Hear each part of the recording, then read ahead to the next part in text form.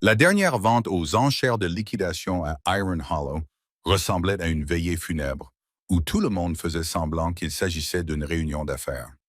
Le chevalement de la mine Monarch se dressait sur la pente comme une côte cassée, et les hommes dans la cour parlaient de leurs pertes, comme on parle autour d'une tombe, en prenant soin de ne pas prononcer le mot à voix haute. Les chariots Urquhart se sont vendus à un prix correct. Les barils de poudre explosive ont été achetés par des effrayants. Les chevaux de trait, dont les côtes ressortaient sous leur pelage d'hiver, ont fait l'objet d'enchères comme s'ils étaient les dernières choses utiles qui restaient dans la vallée. Nora Prescott n'a fait aucune enchère. Elle se tenait près de la clôture arrière, les mains enfoncées dans les poches de son manteau, le bord de son chapeau rabattu contre le vent. À ses pieds était assis un chien gris-brun hirsute aux yeux ambrés. Smoke, silencieux comme une ombre. Les gens qui ne la connaissaient pas bien connaissaient tout de même son nom. Les veuves étaient faciles à retenir dans une ville minière. Le Monarque s'était effondré au printemps précédent après des travaux de creusement profonds et coûteux. Les soutènements en bois avaient cédé. Le puits inférieur s'était effondré. Aucun homme n'était mort, mais les investisseurs de l'Est se moquaient bien de la chance. Ce qui les intéressait, c'étaient les marges. Ils se retirèrent, vendirent les machines et dirent à tout le monde de partir avant l'hiver. La plupart le firent. Lorsque le commissaire-priseur s'essuya les mains sur son gilet et annonça le dernier lot, quelques hommes rirent à l'avance. « Encore un article, annonça-t-il. Ancienne structure. En rupture de moulin à eau, Westbank, roues endommagées, sans valeur opérationnelle, vendues telle quelle. Le moulin était là avant le boom de l'argent, à l'époque où le fer servait à moudre le grain et à couper le bois pour les vallées des ranges plutôt qu'à extraire le minerai de la roche. Des années de négligence et les inondations printanières avaient déformé les fondations. La roue était fendue et s'était affaissée dans les eaux peu profondes. Le toit s'affaissait comme un dos fatigué. Personne ne leva la main. Nora le fit. « $1, dit-elle. Une vague de rire parcourut la cour. Il n'y a plus de grain à moudre. Elle a acheté une ruine. Les mineurs partent, Nora. Le commissaire-priseur cligna des yeux, puis haussa les épaules. Vendu, dit-il, et il abattit son marteau, à Nora Prescott. Nora ne contesta pas les rires. Elle rentra chez elle accompagnée de la fumée et d'un acte notarié plié dans sa poche. Elle ne regardait pas ce qu'avait été Iron Hollow. Elle regardait ce dont il aurait besoin à l'avenir. La cabane de Nora se trouvait là où la ville s'arrêtait et où Willows commençait. Elle était venue de Pennsylvanie 5 ans plus tôt, en tant que jeune mariée. Son mari, Thomas Prescott, était mort lors d'un effondrement précoce à Monarch, l'un de ces accidents que tout le monde appelait « la montagne prend sa part ». Après les funérailles, Nora était restée. Certains disaient qu'elle n'avait pas les moyens de partir. D'autres disaient qu'elle ne savait pas quand elle avait perdu. La vérité était plus simple. L'hiver se moquait bien de ce que vous en pensiez, et Nora avait appris à ne pas attendre les secours. Sa grand-mère, une Allemande aux poignets fins et aux habitudes de fer, avait élevé Nora après que la fièvre eut emporté ses parents. « La chaleur, c'est comme l'argent, disait-elle. Si vous la dépensez mal, vous souffrez de la faim. Si vous la dépensez bien, vous vivez. » Le père de Nora était cordonnier. Roues à eau, poulies, engrenages, il les traitait comme une langue. Nora avait appris en observant ses mains et en étant l'enfant qu'il ne chassait pas de son établi. Quand elle était venue dans l'Ouest, elle avait emporté l'un de ses carnets dans sa malle. Des croquis de roues à aube, des notes sur la hauteur et le débit, des mesures minutieuses à l'encre. Smoke était arrivé plus tard, à moitié affamé près de l'embranchement ferroviaire, plus loup que chien. Elle lui avait donné du pain. Il avait décidé qu'elle était sa personne. Son cheval était un bay nommé Red, robuste, sans prétention et sûr sur la glace. Iron Hollow se vidait, mais la rivière coulait toujours avec force, alimentée par les champs de neige des sommets granitiques. Les routes minières traversaient toujours les collines de manière fiable. Les cabanes abandonnées étaient toujours debout, cassées, mais réparables. L'argent avait peut-être disparu, mais la terre était toujours là. L'eau n'avait pas besoin d'être transportée par charbon. L'eau n'avait pas besoin d'investisseurs pour y croire. Honora se rendit donc à Westbank et se mit au travail. De près, le moulin semblait en pire état. Rod avait rongé les poutres inférieures. Les pales des roues étaient déformées, comme de vieilles bardeaux. Le canal d'Amné était rempli de limons. Le barrage en amont, fait de pierres et de rondins, avait été rongé par des années d'inondations jusqu'à ce que l'eau s'écoule à travers des interstices comme des doigts. Nora se tenait dans la brume de la rivière et voyait ce que les autres ne voyaient pas. Pas une ruine, mais des pièces. La chute au niveau du coude était encore bonne, environ 1,20 mètres de dénivelé sur 50 mètres, suffisant pour faire tourner une roue si le barrage tenait. Les poteaux principaux étaient solides là où ils rejoignaient la pierre. Le canal d'Amné pouvait être dégagé. La rivière était têtue. Les choses têtues valaient la peine d'être construites. Elle a commencé par réparer le barrage. En septembre, elle transporta des pierres dans la charrette de Red, les mit en place et bourra les jointes d'argile à main nue jusqu'à en avoir les doigts engourdis. Elle coupa des troncs d'arbres morts et les attacha pour former une nouvelle face. Smoke observait depuis la rive, ses yeux ambrés suivant les étrangers qui s'approchaient. La ville observait aussi.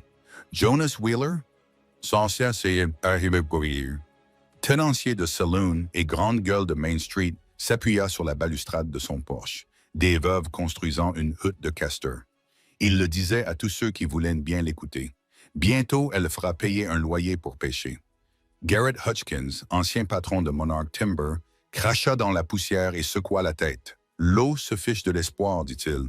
La roue est cassée et l'hiver approche. » Nora ne répondit pas. Se disputer ne réchauffait pas la cabane. Elle travailla. Elle embaucha 2 garçons dont les pères étaient déjà partis.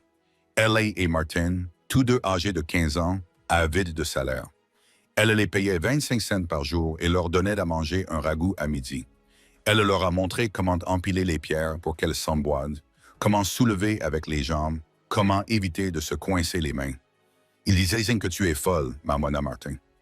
Un après-midi, Nora tassa de l'argile dans une fissure. Ils ont dit que lorsque Thomas m'a épousée, répondit-elle, il vivait avec. Je peux aussi. À la fin du mois d'octobre, le barrage contenait suffisamment d'eau pour remplir le canal.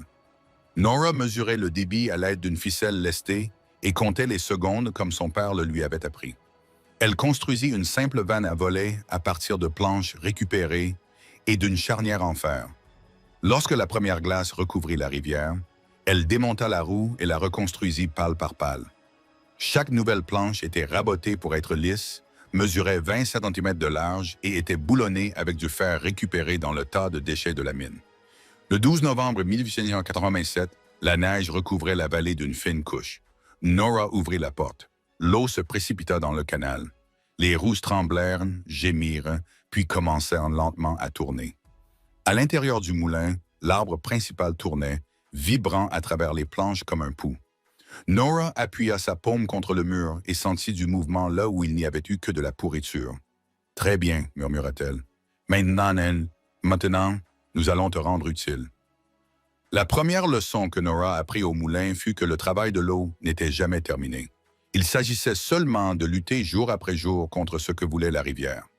Elle apprit à lire les petits changements, un nouveau tourbillon là où une pierre avait bougé, un son plus profond là où l'eau trouvait une brèche.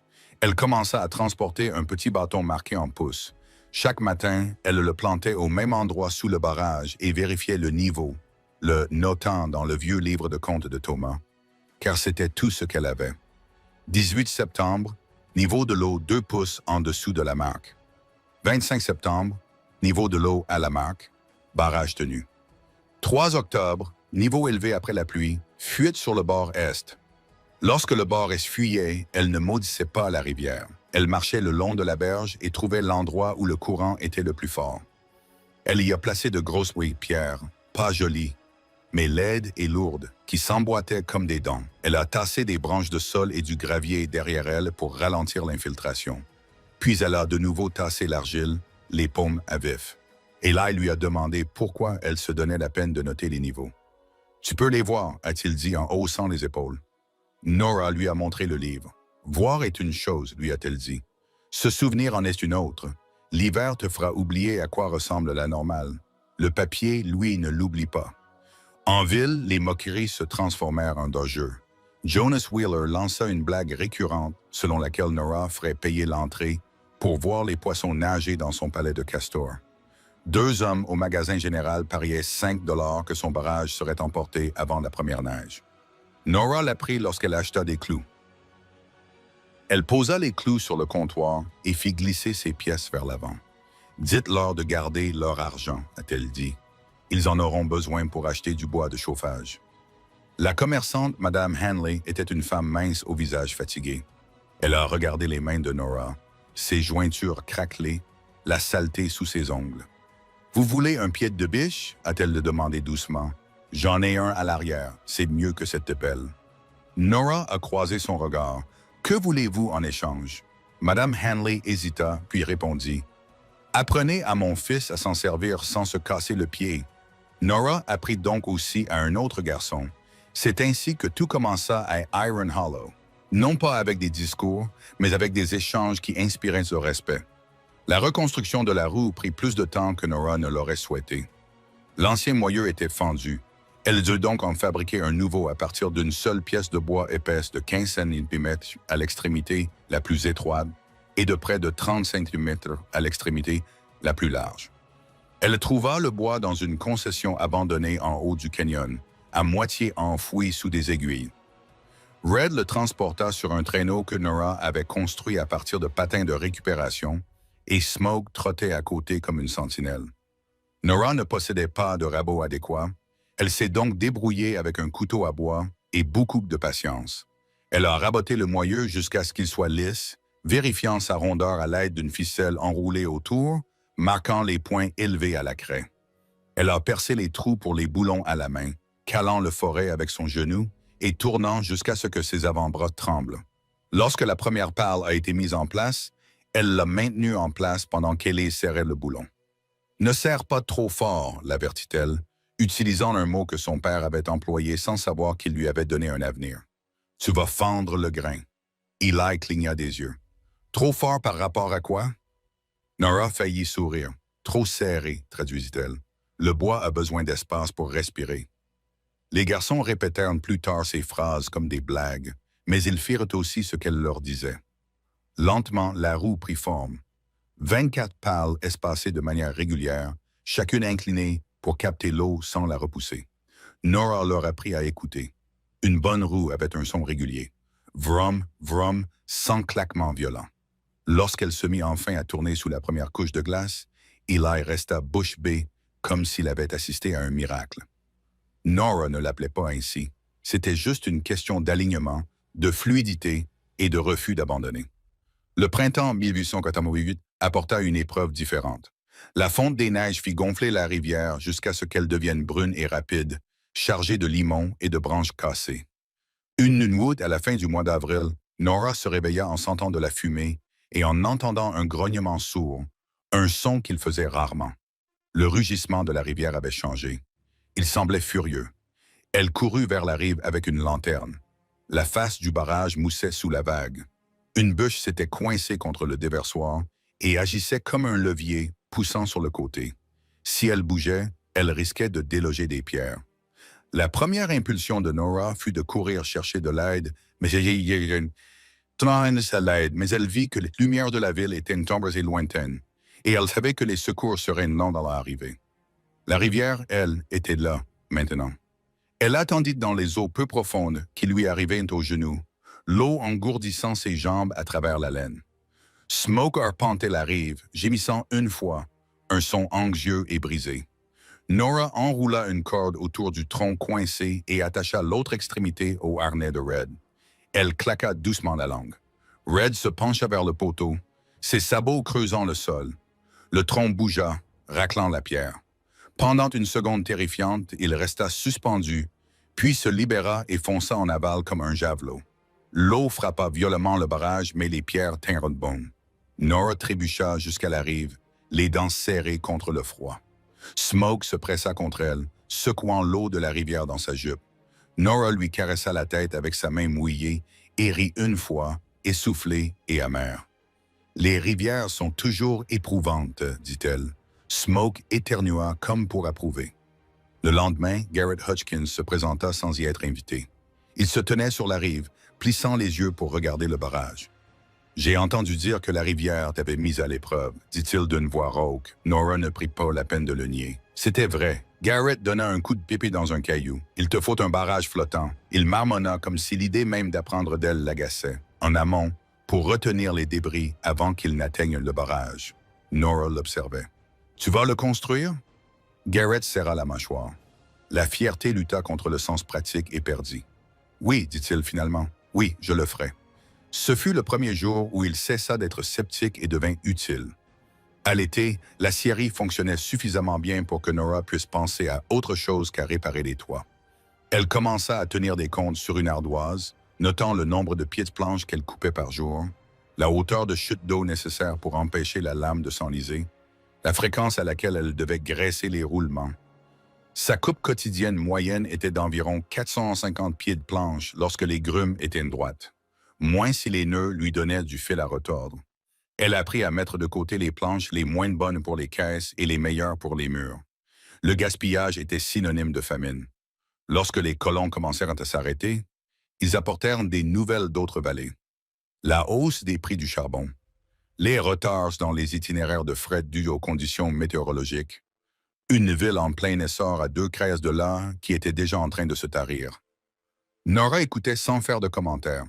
Les tendances importaient moins que les systèmes. Elle s'adapta néanmoins.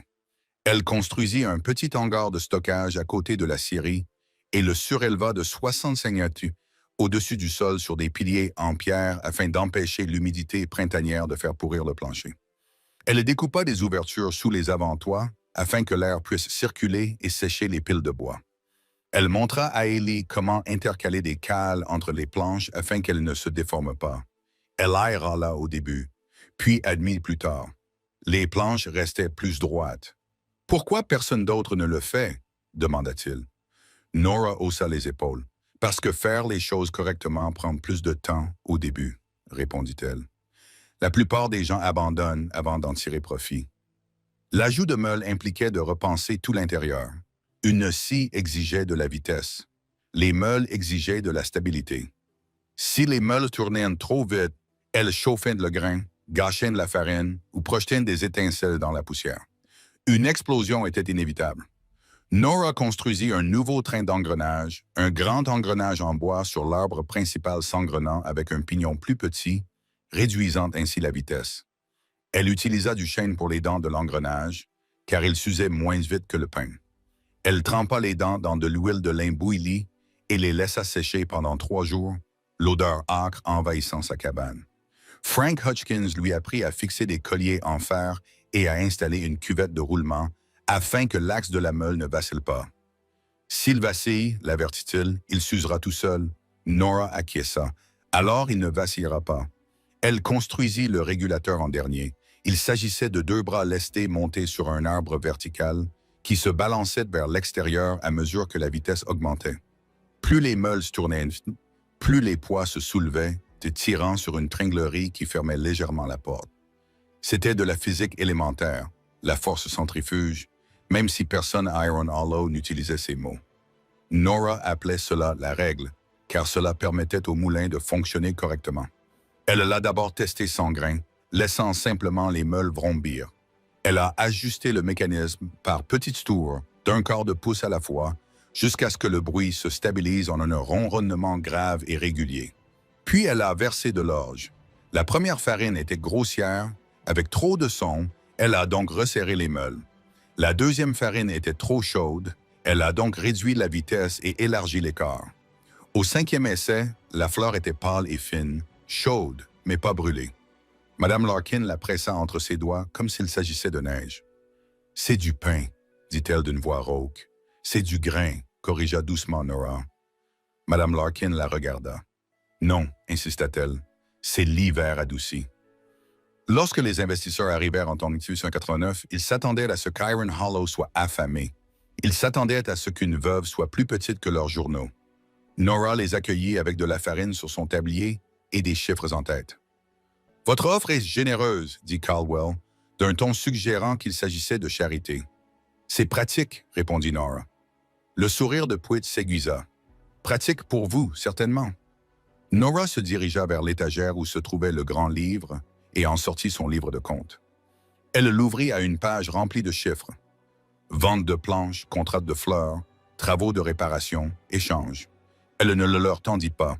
Elle leur montra simplement qu'il existait. « Je peux vous vendre cette scierie, dit-elle, ou je peux vous vendre sa production pendant 20 ans. L'une de ces options permet à Iron Hollow de rester stable. L'autre le rend à nouveau dépendant. » Caldwell fronça les sourcils.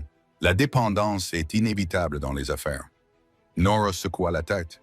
La dépendance est un choix que font les gens lorsqu'ils cessent de construire ce dont ils ont besoin. Elle désigna la rive du fleuve. Vous voulez des droits de transport sur ces routes. Vous voulez des approvisionnements sans retard. Vous voulez une ville qui puisse nourrir vos équipes si vous décidez de vous attaquer à nouveau à cette montagne. Elle plissa légèrement les yeux. Alors vous signez mes conditions. Le visage de Pruitt se crispa. Et si nous ne le faisons pas, la voix de Nora resta calme. Alors vous retournerez à l'embranchement ferroviaire et vous direz à vos investisseurs que la vallée n'est pas prête. Et je continuerai à couper des planches pendant que vous chercherez un autre endroit où jouer. Ce n'était pas de la bravade, c'était de la vérité. Et la vérité était plus lourde que les menaces. Ils signèrent. Plus tard, les gens racontèrent l'histoire de manière erronée. Ils dirent que Nora avait sauvé Iron Hollow grâce à un pari audacieux. Ils dirent qu'elle avait eu une vision. Ils dirent qu'elle avait eu de la chance. Nora les laissa parler. Elle n'avait pas très envie de s'expliquer. Lorsque ses apprentis lui demandèrent ce qui avait compté le plus, l'argent, la force physique, le timing, elle leur répondit la même chose que sa grand-mère lui avait enseignée, sans savoir qu'il s'agissait d'une philosophie. « Soyez attentifs, disait Nora. La terre vous dira ce dont elle est capable. La rivière vous dira ce qu'elle peut transporter. Et si vous construisez avec ce qui reste, vous ne serez pas surpris lorsque la ruée prendra fin. Parfois, ajoutait-elle plus doucement, partagez ce que vous apprenez. La connaissance n'est pas comme l'or. L'or diminue lorsque vous le partagez. La connaissance s'accroît. Penny, la descendante de Smoke, s'asseyait à ses pieds, ses yeux ambrés observant les jeunes visages comme si elle comptait ceux qui écoutaient. La lame de scie provenait des restes du monarque. La plupart des machines avaient été vendues, mais une lame circulaire usée gisait dans le tas de ferraille, ignorée. Nora échangea des pommes de terre et de la farine à Frank Hutchkins, le forgeron, pour la réaffûter. Frank avait été l'ami de Thomas autrefois. La culpabilité lui faisait éviter son regard depuis des années. Lorsqu'il lui tendit la lame affûtée, dont les étincelles s'évanouissaient encore de la forge, il s'éclaircit la gorge. « Fais attention en la posant, dit-il. Elle peut mordre. »« Tout comme l'hiver, » répondit Nora. Début décembre, le moulin pouvait couper du bois. Ce n'était pas très joli. Du tôle rapiécé sur le toit, un chariot construit à partir de rails de wagons, des roulements graissés au suif. Mais lorsque Nora a introduit la première bûche dans la lame et que la roue l'a coupée proprement et droit, elle a ressenti une satisfaction que le chagrin ne pouvait atteindre. Les planches signifiaient des murs. Les murs signifiaient un abri. Elle proposait du bois à bas prix. 2 $ pour suffisamment de planches pour réparer un toit. 5 $ pour des murs entiers. Si les gens n'avaient pas d'argent, elle acceptait des échanges. Des haricots, des clous, de la main-d'œuvre. Certains se moquaient. « Personne ne reste, » disait Garrett, comme si partir était une vertu. Nora le regardait calmement. « Alors partez, » répondait-elle. Mais tout le monde ne partait pas. Une poignée de familles n'avaient pas les moyens de retourner dans l'Est. Quelques fermiers testaient le sol de la vallée, car la terre était bon marché depuis que l'argent avait disparu. Les commerçants restaient parce que leur vie était clouée à leurs murs. Ils achetaient des planches. Ils renforçaient leurs cabanes contre le vent. Discrètement, Iron Hollow commença à changer de visage. Elle ne redevint pas une ville en plein essor, mais un endroit où il y avait du travail. Puis, l'hiver arriva comme un coup de marteau. Le 9 janvier 1888, la tempête qui prouva l'utilité de la roue de Nora s'abattit. Le ciel prit la couleur de la vieille locune. Le vent se leva avant midi. La neige tombait en rafales, fine comme de la cendre, s'infiltrant dans chaque fissure. Le soir venu, le télégraphe cessa de fonctionner. À minuit, le monde à l'extérieur de la cabane de Nora n'était plus qu'un mur blanc. Elle dormit toute habillée. De la fumée s'échappait de la porte. Red était couché dans l'appentis, inquiet. À l'aube, Nora entr'ouvrit la porte et sentit le froid glacial dans le porche. Le thermomètre indiquait 1 degré par. Un froid qui gelait la salive avant qu'elle ne touche le sol, Un froid qui faisait craquer le bois et piquer le fer comme du feu. Un froid qui rendait la fierté fragile. Nora attela raide quand même. Smoke se pressait contre elle. Sa fourrure était déjà givrée. Le chemin vers la rivière avait presque disparu, mais Nora suivit Willows de mémoire. Au moulin, la neige s'était accumulée contre l'abri de la roue. La glace s'était épaissie dans le canal malgré la paille qu'elle avait disposée tout autour. La roue tournait, mais lentement, les pales glissant, Johan Bern. Si la roue se bloquait, le moulin mourait. Si le moulin mourait, son commerce mourait aussi, ainsi que toute chance de protéger les autres avec du bois et de la farine. Nora a cassé la glace avec un marteau jusqu'à ce que ses bras tremblent. Elle a dégagé la porte et l'a ouverte plus largement pour forcer le débit. L'eau résistait, épaisse comme du sirop, mais elle bougeait. La roue a tremblé. Mais cela a été enclenché et a commencé à tourner avec plus de puissance. Le mouvement est source de chaleur, murmura Nora. Plus un mantra qu'une sagesse. Elle se retourna pour repartir et entendit des cris. Du vent. Jonas Wheeler titubait sur la rive, sans chapeau, le visage rouge vif. Derrière lui, 2 hommes soutenaient un troisième qui ne pouvait pas marcher. « Nora !» cria Jonas. Le toit de la cabane des McCready s'est effondré. La neige entre. 2 petits, ils vont geler. Nora ne demanda pas pourquoi Jonas était venu la voir. Elle ne demanda pas pourquoi McCready était resté. L'hiver se moquait des explications. « Amenez-les ici !» cria Nora. « Amenez la famille à la maison Millhouse. Elle est plus solide que leur cabane. » Jonas la regarda fixement. « À la meunerie, elle a des murs, » rétorqua Nora. « Allez-y. » Les hommes traînèrent l'homme blessé, Tom McCready, dans la meunerie, à l'abri du vent. Nora alluma une lanterne et la suspendit à une poutre. Smoke entra en dernier et s'assit à côté de Tom, les yeux ambrés fixes, comme si sa simple présence apportait le calme. Frank Hutchins retira ses gants, les mains tremblantes. « Tom est tombé de son poche, dit-il.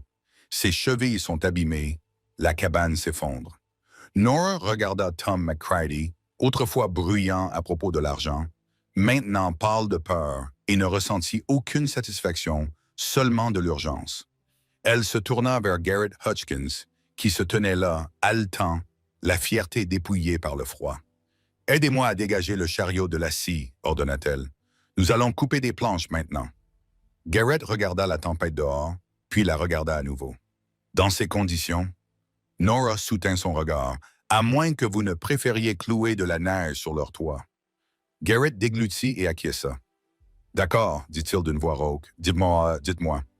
Pendant des heures, la scierie devint une usine de survie. Nora alimentait la lame en bûche, les mains fermes. Garrett et Frank transportèrent des planches fraîchement sciées à l'intérieur pour éviter qu'elles ne se fissurent sous l'effet du gel. Jonas et Eli transportèrent le bois à travers la tempête jusqu'à la cabane des McCready, où les hommes le clouèrent sur la partie effondrée avec leurs doigts engourdis. La roue tournait. Le barrage tenait bon. La rivière, obstinée sous la glace, faisait ce qu'elle avait toujours fait. Elle continuait à couler. À la tombée de la nuit, Jonas fit une pause pour essayer d'atteler la cheville de Tom avec une planche et un morceau de tissu. Sa voix tremblait. « Nous nous sommes moqués de toi, admit-il. Moi aussi. J'ai dit que tu avais perdu la tête. » Nora ne s'arrêta pas de travailler. « Épargne-moi tes excuses, dit-elle. Utilise d'abord tes mains. » À la tombée de la nuit, le toit des McCready était suffisamment réparé pour empêcher la neige d'entrer. La famille fut transférée dans le saloon de Jonas, où un poêle brûlait encore. La cheville de Tom fut plâtrée du mieux que Frank put. La tempête faisait rage, mais la mort immédiate, le froid, s'engouffrant dans un toit brisé, avait été repoussé par des planches découpées dans une roue dont personne ne voulait. Lorsque Nora ferma enfin la barrière, elle empila de la paille supplémentaire autour de la course et vérifia les renforts à la lumière d'une lanterne. Ses bras tremblaient de fatigue. La fumée se pressait contre sa jambe, lui procurant une chaleur solide. Dans le calme entre 2 rafales, Nora comprit ce qu'elle avait acheté aux enchères. Pas une ruine, un battement de cœur. Après cet hiver, le scepticisme d'Iron Hollow ne disparut pas, mais s'adoucit pour laisser place à quelque chose de plus utile. Le respect. Garrett commença à arriver avec des charrettes remplies de pierres pour le barrage. Il prétendait bourrument que l'idée venait de lui. Frank envoya des boulons et des morceaux de fer sans les facturer. Jonas commença à dire à tous les transporteurs et colons qui passaient par là qu'Iron Hollow pouvait fournir du bois sans attendre les livraisons de charbon. Puis les fermiers arrivèrent. Le sol de la vallée, ignoré pendant le boom, s'avéra meilleur que ce que les gens pensaient. Madame Larkin apporta à Nora un sac d'orge et fléchit ses poignets enflés. « Je ne peux plus le moudre à la main, dit-elle. Si vous le pouvez, si le moulin le peut. » « La roue peut l'entraîner plus qu'une scie, répondit Nora. Ajouter des pierres signifiait un nouvel engrenage, plus lent, plus régulier, plus contrôlé. Nora reconstruisit les arbres intérieurs au printemps 1888, taillant des roues dentées en bois à partir de chaînes récupérées, ajustant chaque dent avec une patience minutieuse. Elle construisit un régulateur simple avec des bras lestés, copiant un croquis du carnet de notes de son père et l'ajustant à l'oreille jusqu'à ce que le bourdonnement du moulin s'installe dans un rythme fiable. En juin, des pierres de granit assorties arrivèrent par voie ferrée. Elles mesuraient 4 pieds de large, 8 pouces d'épaisseur et pesaient près d'une tonne chacune. Elles coûtaient 65 $. Nora avait économisé cet argent planche après planche, sac après sac. La moitié de la ville vint les voir arriver. Lorsque Nora ouvrit la porte et que les pierres commencèrent à tourner, le grain s'écoula entre elles et ressortit sous forme de farine, réchauffée par le frottement. Madame Larkin poussa un soupir qui était mi-rire, mi-sanglot. « Vous avez réussi, murmura-t-elle. Nora brossa la farine de ses mains. « C'est la rivière qui a réussi. » Madame Larkin secoua la tête. « La rivière a toujours été là, dit-elle. C'est vous qui l'avez écoutée. Cet été-là, Iron Hollow devint quelque chose d'inattendu. Un point d'approvisionnement plutôt qu'un camp minier. Du bois pour reconstruire. Des fleurs pour les colons qui poussaient plus loin vers l'ouest. Des machines à eau qui ne dépendaient ni du charbon ni de l'humeur des investisseurs. Lorsque l'hiver suivant arriva, moins de cabanes étaient vides. En septembre 1889, 2 hommes en manteau propre arrivèrent en ville depuis l'embranchement ferroviaire. Des mains douces, des bottes cirées. Ils se présentèrent comme M. Caldwell et M. Puitt, représentants d'investisseurs qui reconsidéraient la vallée. Ils trouvèrent Nora à l'usine, avec de la poussière de farine sur son tablier. « Nous aimerions vous faire une offre, » dit Puitt d'un ton suave, « pour acheter le moulin. En espèces, bien sûr. Vous pourriez recommencer à zéro ailleurs. » Nora regarda derrière eux la roue qui tournait sous les jets d'eau glacée. Smoke était couché près de la porte, le museau désormais grisonnant. Red broutait patiemment sur la berge. « Non, répondit Nora. Caldwell fronça les sourcils.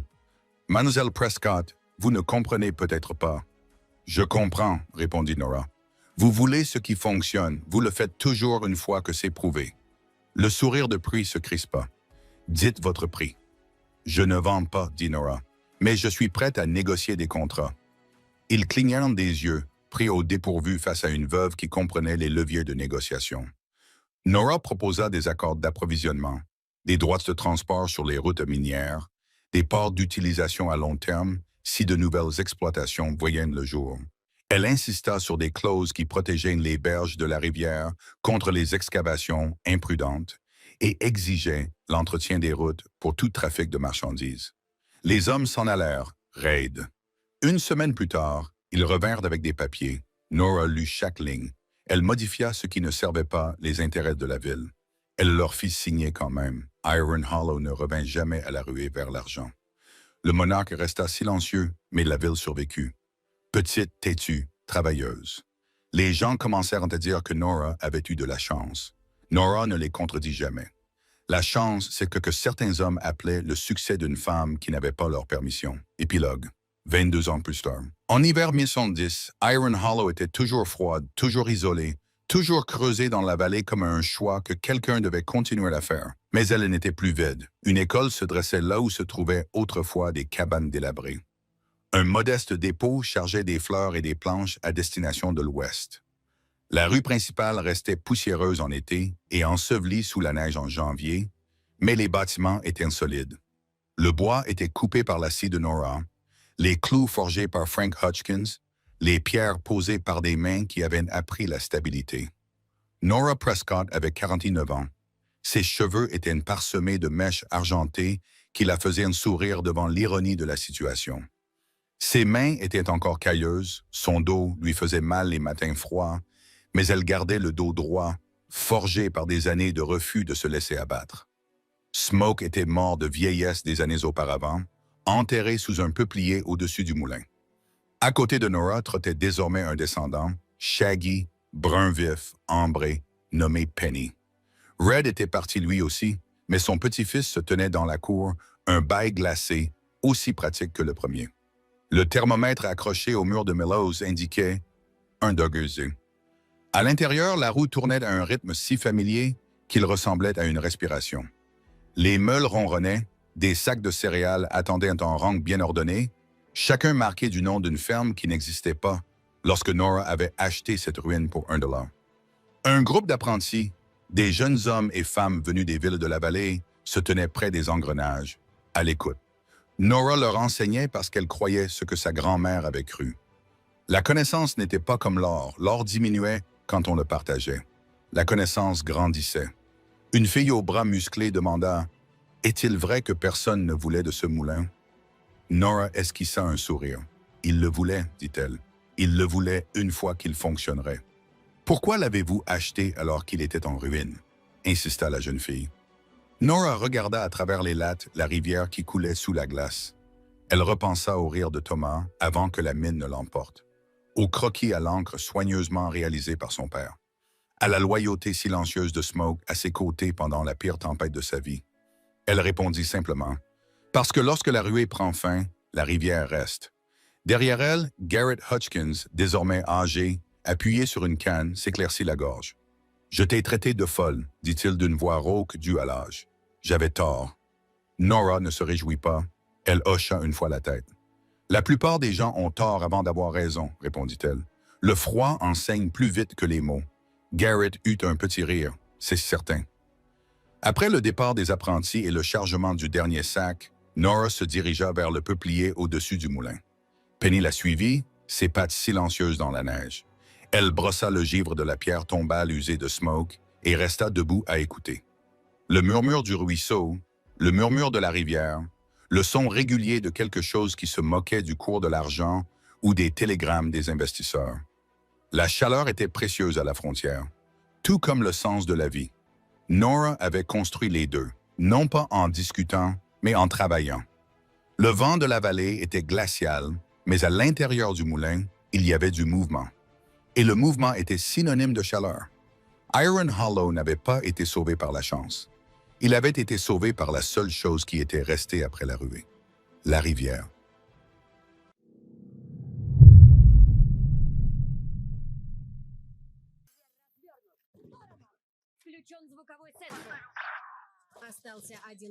Il faut un clope? Also, Oh, ok, ok, ok. Passive. I have full I'm stun so and dog mate. shit, bro. Please report. It's okay, bro. Nah, take it. Yes, do. Tu as le but d'un café. Non, mais vraiment, mais là, ça me rend vraiment. Ça me rend ça, tu vois. Ça me rend ça, le café. Je crois que mon corps, il est trop fragile et dès que je bois un petit peu de café, je deviens. Je sais pas. En tout cas, ça va, je trouve que je joue bien en vrai. Enfin, je suis 7-9, mais genre, ça va. Juste pas l'occasion. C'est pas parce que j'ai 6 kills que je joue mal, c'est parce que juste pas l'occasion de. Waouh! C'est un Razer. C'est ça, c'est le Razer Black Shark V3 Pro. Mais je crois que c'est. Encore une fois, c'est la version PlayStation, genre. Je sais pas. Okay, behind you. Que Spike. Please, I'm still tripping. Tout plan. Bah, boire du thé. Bah, le thé, ça me donne pas d'énergie, genre. I don't ever got. Le thé, ça me donne pas. One plate, ouais? Mec, tu l'entends? Don't. Click, click, click. Nice, ok. Ok, pick, ok. Okay. Ok. Le thé, ça me donne pas Bah, en fait, sur le site, tu as le casque, quand tu l'achètes, tu choisis si c'est version PC, version Xbox ou version PlayStation. Vous voyez ce que je veux dire? Et j'ai l'impression que ça va diff parce que mon son là, il est pas enfin, je sais pas si c'est mes réglages ou alors si c'est le casque, mais le son, on dirait que je suis dans un sous-marin, genre. Je sais pas comment expliquer. Il bip? Non, bah je viens de le recevoir aujourd'hui, mais est-ce que toi le son... Ah, t'as le même que moi? Est-ce que toi le son il est bien? Genre en mode... c'est pas comme dans un sous-marin, genre... Yes, flash, yes, flash.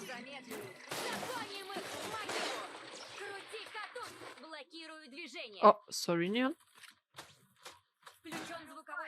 Parce que moi j'avais un HyperCloud X avant. J'avais un HyperCloud X. Bah, il est dans la chambre. Et le son était tout net. Et là, c'est vraiment en mode... En mode, ils sont un peu sous-marins, genre. Nice, good job. Archie, s'il te plaît, repars de là où t'étais, s'il te plaît. Qui t'a appelé, Archie? Qui t'a appelé dans ce chat? Retourne où tu étais. Arrête. Arrête. Arrête. À quelle va Willy? Deadlock, Ouais, j'ai... Oui. t'as quel âge? M'en fous. What? Is he asking for your number or something? I don't speak. Yeah, he asked my Snapchat. Oh no! Yeah, yeah. No! Mais dites-vous que le gecko n'a Bro, jamais... go lock in, you have 10 kills. She's not Dites- gonna give you her Snapchat like this, man. Dites-vous que le gecko n'a jamais parlé de la game, hein. Je le rappelle, hein. C'est sa Ouais, ouais, première ouais, c'est interaction dans le chat, genre.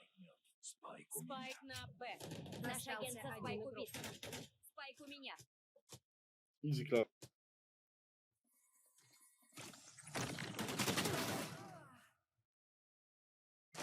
Nice. Bah oui, oui, j'ai installé... J'ai galé... Ah ouais, t'as fait comment? T'as fait comment, pitié? Dis-moi, s'il te plaît, je vais transférer le No, casque. Gecko, you have to log in, man. Bro, shut the fuck up. I don't ask my Snapchat. Shut up. Ah, okay. I thought she was serious. Okay. Buy me, buy me. Gros singe de merde. Please buy me, Gecko. Please buy me raw. I buy you, Neon. Oh, thanks. Gecko is toxic, ok? Ferme ta Yes, chatte, sir. bro. Ouais, je crois que t'es énervé comme ça. Gecko, she's C'est not lancé gonna sur ta give you a gueule. Snapchat if you keep Mais playing like this. calme-toi, wow. Waouh. Mais dites-vous, Oh, this guy toxic. He has like 10 kills. c'est la première fois qu'il me parle. C'est la première fois qu'il parle tout court. Моя территория. Мои правила. Подцепила. Save me. Ouais. Thank you. Не могу. Mais wesh. Careful. Ah merci parce que je te jure là je galère. Ah mais je me dis, je suis pas la seule. Et t'as la version Барьер развернут. t'as la version Login. PlayStation ou Сенсор вышел из строя. t'as la version... Enfin, quand t'as acheté, est-ce qu'il y a une différence entre version PC et version PlayStation? Should be CT. Non mais frère, c'est Go le... push for the kill, bro. Go push. Yes, go. Mais j'aimerais bien savoir pourquoi d'un coup il insulte. Dites-vous que je lui ai rien dit, hein. Je le rappelle, hein. It was- Parce que... Et tu lui as fait quoi? Tu lui as fait quoi pour qu'il te réponde comme ça? J'ai rien fait. J'ai rien fait, je lui ai pas parlé, je lui ai pas adressé la parole, j'ai été gentil toute la game. What? Where are you going? D'accord? Бегом, бегом, бегом. Бросаю сетку.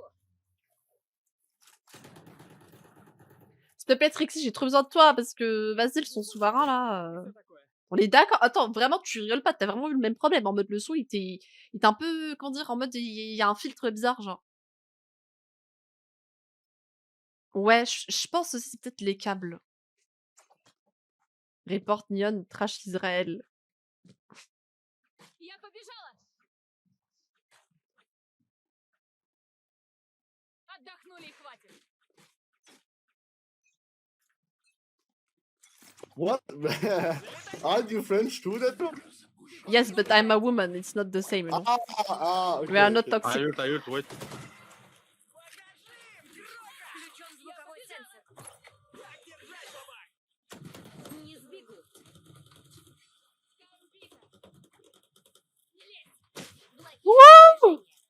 Остался один враг. Ouais, on fout, frérot.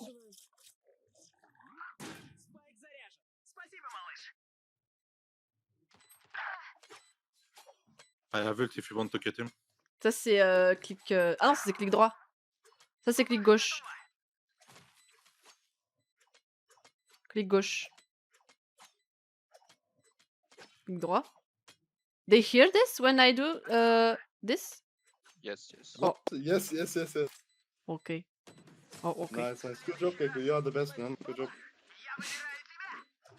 D'un coup, il est gentil, il est bipolaire. D'un coup, il est en mode je peux ult pour vous la team, si vous voulez catch, je peux ult pour vous. Et d'un coup, il insulte. Je comprends pas. Vraiment bipolaire, genre bipolaire. Ça, c'est clic gauche. Pam, param, param, pam, param, param, pam, param, param, pam, param, param. Ça, c'est clic droit. Следует Bam. протоколу. Pam, pam, pam, pam. Et ça, c'est si j'appuie, ça, c'est si j'appuie tout court. Включен звуковой не сбегут.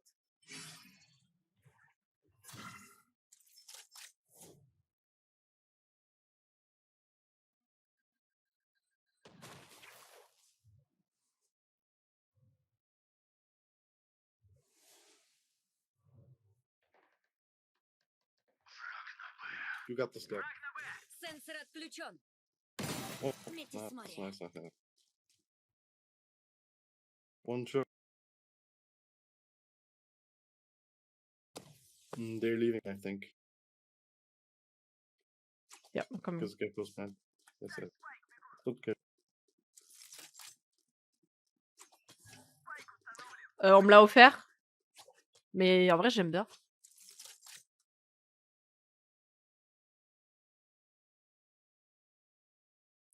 J'aurais jamais acheté, hein, parce que je vous ai dit, j'achète pas de skin, j'achète pas les trucs. Moi, je des skins.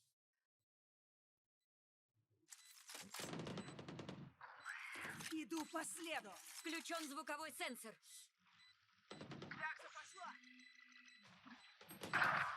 Ah, one heaven, one. Бросаю сетку. One back. Whoa, you got someone in? Остался один Oh, Gecko! Holy shit! Good job. Nice! Good job, враг. guys. Сенсор Let's go. уничтожен.